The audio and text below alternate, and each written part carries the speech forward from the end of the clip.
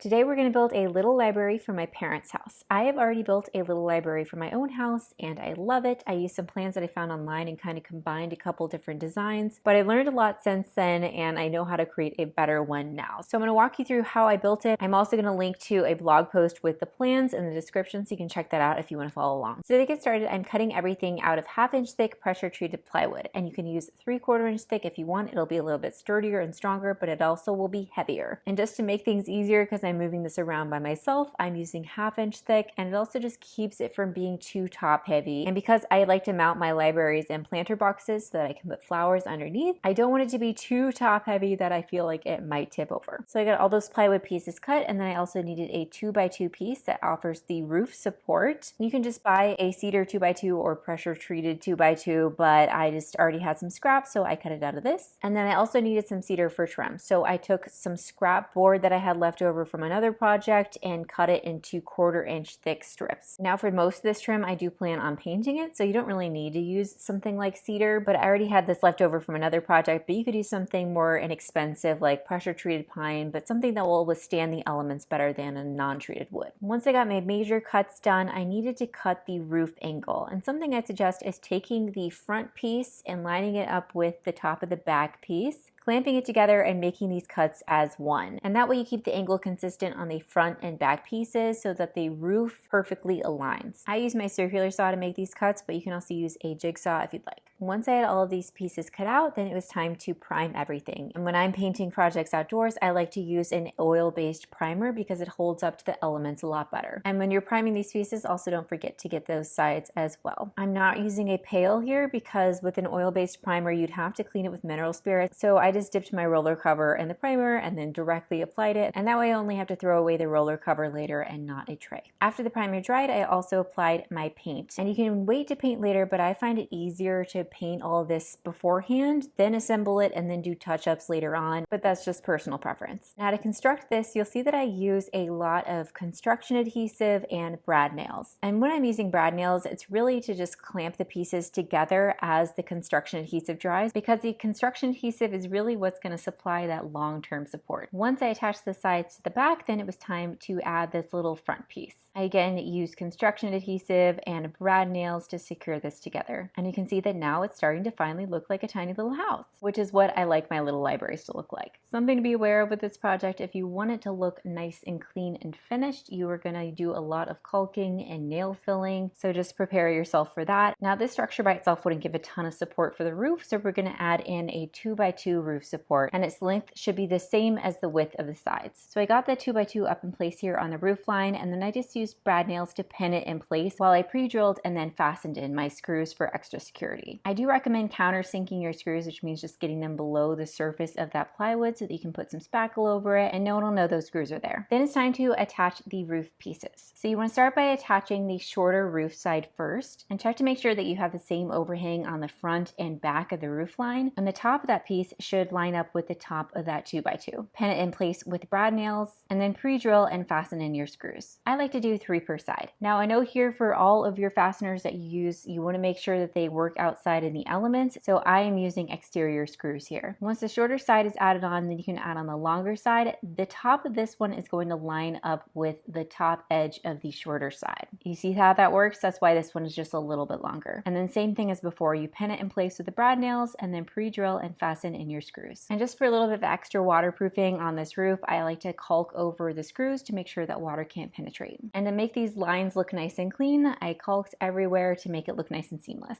You'll notice that the front piece of the house is just hanging out there and sticking out randomly. So we're going to add a little bit of trim underneath it that will make it look flush. This also just provides a little bit of a wider support for us to add hinges and magnets on later as we add the door. To attach the trim, I'm just using 1-inch brad nails. And because I do plan to paint over this and I want more of a seamless finish, I'm spackling over all of my nail holes. From there, I got started on making the cedar shingled roof. Now this is completely optional. You could just leave the roof looking like this, but I am extra extra and I want my little library to look extra. So I start by applying a lot of construction adhesive. You could use wood glue if this was not painted plywood, but because it's painted, that won't work. So you need to use something like construction adhesive that works with non-porous materials. To make the cedar shingles, I'm just using cedar shims. And these are a little bit long, but I'm going to show you later how I trim this down and make it look nice and neat. I like to do 4 rows of these. You can do fewer, you can do even more if you like that look, but 4 makes me happy. And after that first row, you can start to use wood glue to attach these shingles together rather than construction adhesive because these are non-painted cedar shims. Once that's completely dry, then you can trim off the top. I like to use a jigsaw for this and just trim off all of that excess. From there, I got started on adding these shelves. It is easier to install the shelf brackets if you tip this back, and then I use some really inexpensive shelf brackets to support the back. For the second shelf, I used one of the books that my mom wants to put in here as just a guide to make sure that I was making this tall enough for those books. Once I got that first bracket on, I tilted this back up so I could make sure I was getting the shelf nice and level as I attached the second bracket. But ultimately, the back brackets need a little bit of extra support on the front so that this 1/2-inch plywood doesn't sag. So I added in some smaller brackets on the front as well. I would have purchased white ones, but these are just leftover from a previous project and I didn't want to buy new ones. I also used a clamp as I was doing this to make sure that I got the shelves and everything nice and flush and square. And the final major piece of construction here is attaching the base. The base is really important because it's what's going to attach the library to the post, so it needs to be thicker, which is why I used 2 1/2-inch thick pieces that I attached together. And to sandwich them together, you can use wood glue, you can use construction adhesive and weigh them down until they're dry. I'm not showing that here, but I am showing here that I apply construction adhesive on the borders, which is where the house will connect with the base. I put the house in place and then I use baby wipes to remove any construction adhesive that may have oozed out the edges. Now a tip here, if you want to clean up the edges on your plywood and you plan to paint over it, you can use spackle and just push that spackle into all the little nooks and crannies and gaps in that plywood. You'll sand it smooth later and be able to paint it and it will look like a really seamless finish without having to use edge banding or anything fancy. Then you guessed it, lots of caulking, lots of baby wipes. And then this is a really fun detail that I wanted to add. I've never done this before, but it was in my mom's Pinterest inspiration photos for this library. So I found the scallop trim and I'm just attaching it with construction adhesive. I make sure that first one is level. And then I realized I probably should have painted it before, so I just painted it now and I pre-painted all the other scallop pieces that I add later. While I waited for that paint to dry, here's where I sanded down the fronts of those shelves and added that touch of paint, and now it's nice and smooth. I also painted over all of the little brackets. You probably want to prime these if you don't want them to potentially chip and scratch later on. But hey, this is a little library and not the Taj Mahal, so I'm not going to be so hard on myself here. I also painted over all of those caulk lines and then I got started attaching my other scallop pieces. I just put some construction adhesive dots on the top and then centered them over the others. And here's what it looks like in the end. I think it looks super cute. I do highly recommend painting that trim before you add it on because it would be such a pain to have to paint this after I've already glued it on. From there, again, more optional things, but if you like a nice clean look, if you wanted to look more like a house, you can add some trim. So I added kind of like a baseboard-ish situation that wraps around the bottom. And I also added trim that goes along all of the corners so that it hides the seams between the plywood pieces. Be careful where you place your brad nails here because you don't want any brad nails sticking out inside that little library. I also added these little trim pieces up on the top of the roof line to just disguise the edges of that plywood. Again, this is completely optional, but I do really like the look of this at the end. And here's a little hack for you. If you hate sanding like I do, you can do kind of wet sanding by using a baby wipe or a wet rag. Just rub it along that spackle and it will remove a lot of the excess. But just beware, this is not as perfect as sanding it. You may have a little divot afterward because you may remove a little too much. I wouldn't recommend this if you want a perfect finish, but again, it's a little library. We can make some exceptions. Then it got dark and I decided to move on to staining the roof. I'm using a water-based stain, but I would honestly recommend using an oil-based stain instead, something that penetrates the wood because it's just going to hold up better to the elements outside. And then off camera, I also painted all of that trim using the same trim color as my parents' house. And then just for a fun artistic detail, I thought it would be cute to add some flowers inside because there's going to be flowers down below. So I used some sample paints that I had left over from my kitchen cabinets, lots of purples in there, mixed that with the white that I used on the rest of the house to make different shades that I used in these flowers. I don't mind using sample paint here because it's not on the outside, but just be aware sample paint is not super durable, so I would not trust it on the outside of a project like this. You can of course do any kind of mural that you want. My mom wants this to be a romance, cozy mysteries, and gardening themed library, very specific, lots of her interests. So you can see where this romantic flower theme might play play in. While that dried, I got started on the door. And for this, I just used 1x2 pieces of cedar. You could use a pressure treated pine instead, but again, I just had some cedar laying around and I cut it down on my table saw to this size. I'm using pocket holes for the construction here and clamps to make sure that everything is nice and tight as I fasten them together. And something I did here that I don't recommend is using wood glue and pocket hole plugs. I just found those pocket hole plugs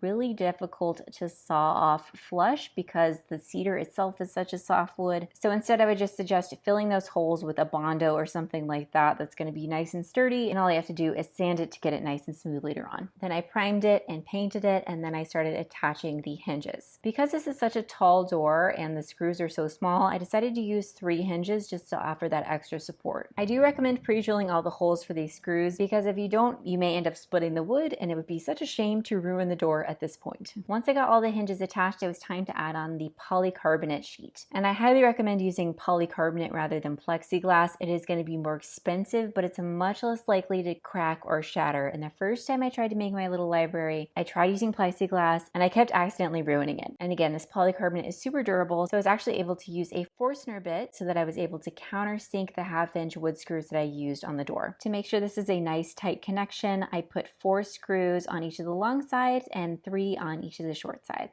Then I attached the hinges to the library itself. The nice thing about this is that you don't need to hold up the door in the air as you're doing this. The bottom of the door is flush with the bottom of the library. So if you have it on a table like I do, you just have everything flush with each other and then screw in your hinges, and it's just super simple. Again, I recommend pre-drilling your screw holes here so you don't end up splitting the wood. For the handle, I marked the center line of both the length and width of the side wood piece, and then that is where I drilled my hole and attached this knob. To keep the door closed, I decided to use a magnet, so I just screwed in one side right beneath the knob screw on the inside of the door. I attached the other side of the magnet to it and put a little sticky adhesive that comes with the magnet. Then when I close the door and press firmly against the library, that adhesive will keep the other side of the magnet perfectly in place where it needs to be, so that when I pull away the door, it's right in place it should be, and I can just pre-drill and fasten in the screws. And that is how you get perfect placement for your magnet. The final little piece for trim here, I like to just take a little V-shaped piece of corner trim, I spray paint it with a light brown spray paint, and then I brush over it with an antique walnut gel stain, and it ends up looking a lot like real wood, even though this is a plastic-based, fully waterproof product. After the gel stain dries, I seal it with a matte spray paint enamel just for that extra durability. I apply construction adhesive on the inside, and then you can see this is the roof cap for the roof,